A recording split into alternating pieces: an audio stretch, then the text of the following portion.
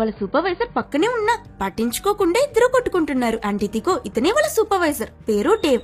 ఆ మైండ్ లో వర్కర్స్ అందరికి ఇతనే ఇన్ఛార్జ్. అండ్ ఈ మూవీలో ఇంకో ఇంపార్టెంట్ అయిన క్యారెక్టర్. ఈ ఇద్దరు తాగుబోతులు కొంచెం ఎక్కువే మాట్లాడడంతో వచ్చిన మ్యాడీ ఇరిటేట్ అయి పోలీస్ ని నా ముందే డ్రింక్ చేసి మీరు డ్రైవింగ్ చేస్తారా అని వాళ్ళ కార్ కీస్ లాక్కుని ఈ రోజు నడుచుకుంటూ ఇంటికి వెళ్ళండి, అప్పుడే మీకు బుద్ధొస్తుందని వాళ్ళని పంపించేస్తుంది. అప్పుడే ఇంతసేపు జరిగిందంతా చూసి నవ్వుకుంటున్న ఆ పబ్ ఓనర్ బయటకొస్తుంది. ఈవిడ పేరు డోనా, మన హీరోయిన్ మ్యాడీ వాళ్ళ ఆంటీ. అండ్ ఆ స్కిమిటీ ఇంకెవరో కాదు, ఈవిడ ఎక్స్ హస్బెండ్ అని తెలుసుకుంటాం.